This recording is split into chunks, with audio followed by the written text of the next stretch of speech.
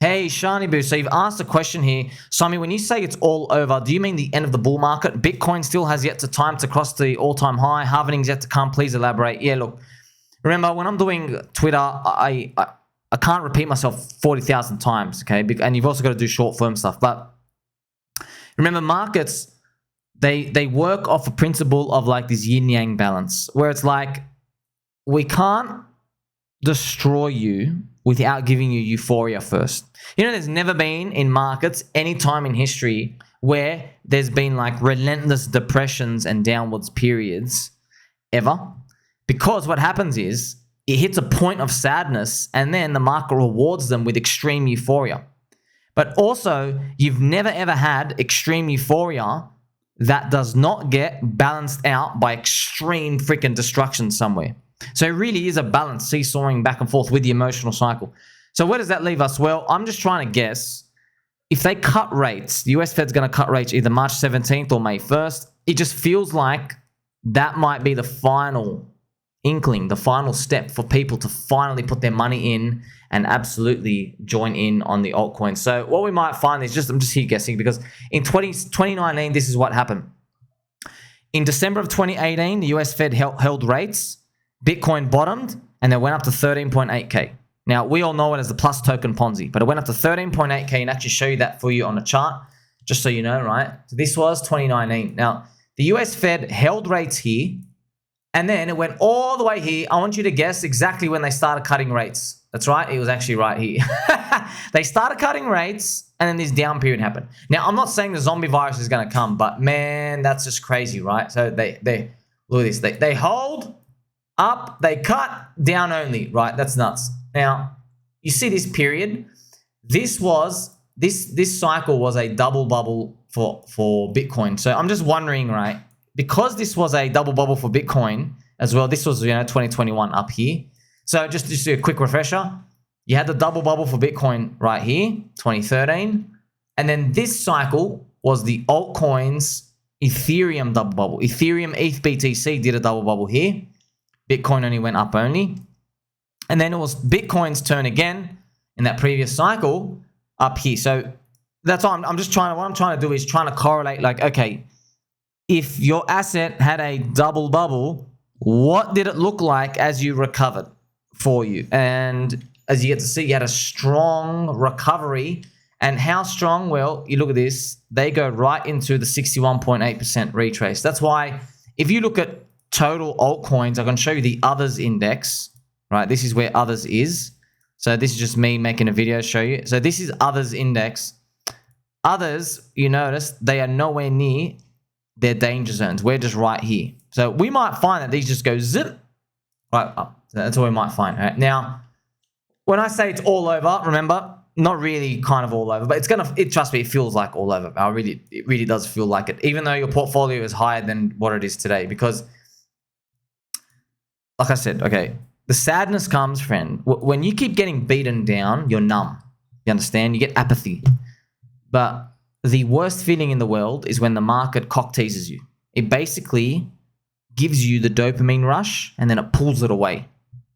And if it gives you the dopamine rush for like 2 to 3 months and you're partying, eating jelly beans, doing handstands naked, I'm just warning you now, it's going to feel really, really, really bad. Really bad. Because you're not going to look at your portfolio as a reference from today. You're going to see like your portfolio. Let's say your portfolio was like, it's 500K at the top, and it comes back down to 200. And the 6 months of that being beaten down, nothing's going to move on from that. So it's not all over. It's just what I'm saying is this period, see this Bitcoin period, how it just goes down, that bleeding, that's what we might find happens for altcoins. And I'm just guessing here, right? Look what it does. It does like 238 days going nowhere. Now, you don't have to focus on this zombie virus big capitulation because that was a black swan. We don't have to get that, but that's what we might find. Bubble 1 is appearing like right now.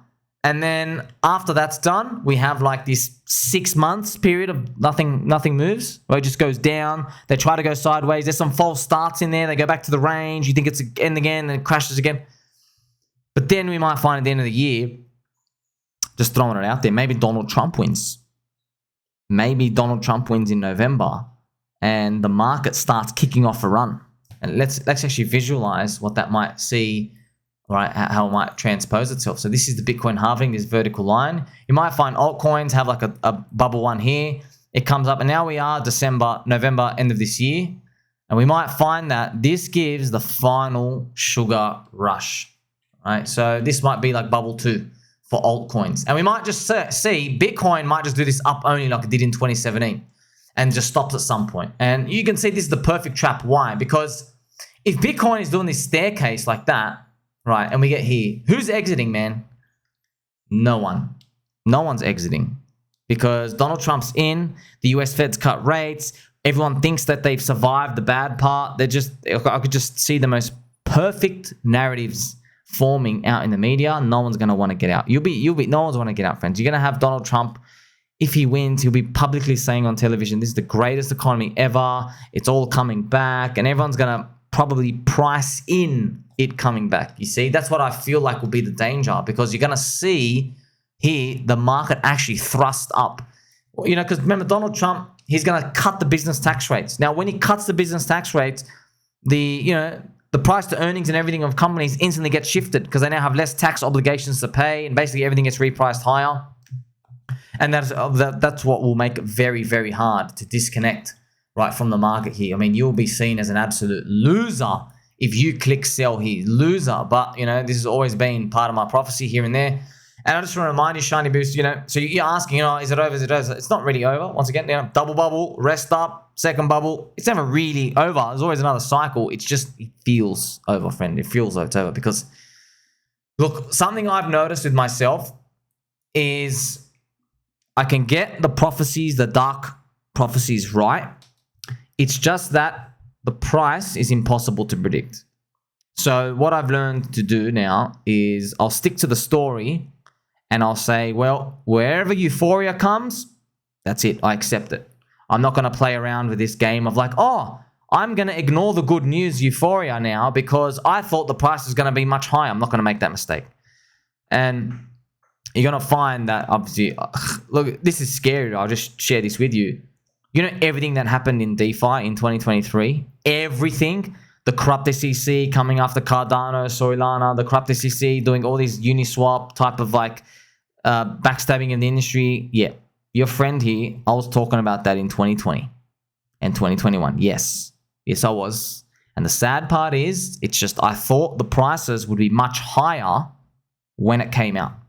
All right, so now I've learned my dark prophecy stuff of how this government and those bad narratives come out. The FUD, okay, it is just FUD on the charts, by the way, because you look at the charts, you're still going up over time. It's just screw the narratives, right? But I get these dark stuff right, which is scary. But the price, like I said, the price is random. That's why, you know, I've been teaching you, been watching my videos.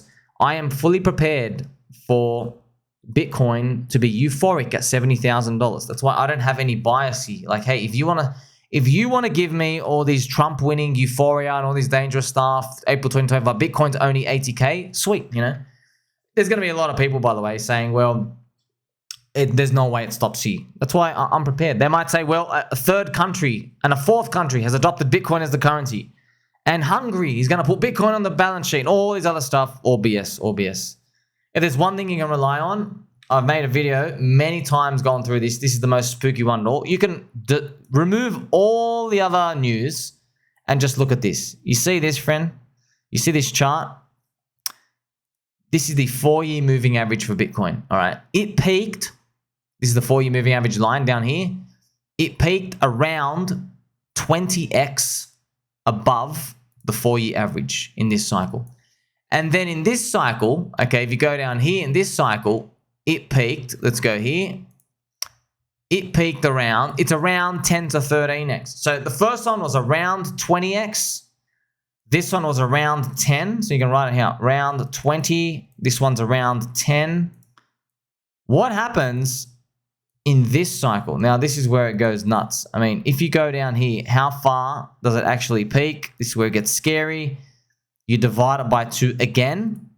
It's about 5.5x. You just write 5. You see how we've gone 20, then 10, and then 5. You go, hey, I wonder what happens for the next one. I mean, if you want to play around with this, How far did this one go? This one was like 3, but this was the real top. Basically, this was the altcoin Euphoria. This is when Doge, Saturday Night Live, Coinbase IPO. That was April 2021. So if you go again, you see this line here, this yellow line. I've extended the 4-year moving average here, and I've just brought us up to April 2025. And I'm going, well, if we're going to keep dividing it by 5, what does 2.5 from the moving average look like? And if you look at it, it's like a 93K Bitcoin. So that's why I'm fully prepared anywhere from like it could be 100K, it could be down to 80. Doesn't really matter. It could technically hit down here. I want you to be rather safe than sorry, okay? So isn't that spooky? No stories, no narratives. You just look at the 4-year moving average of Bitcoin and you can see, oh my gosh, you're diminishing over time, and how far you disconnect in Euphoria from your 4-year moving average, that's actually getting lower and lower over time.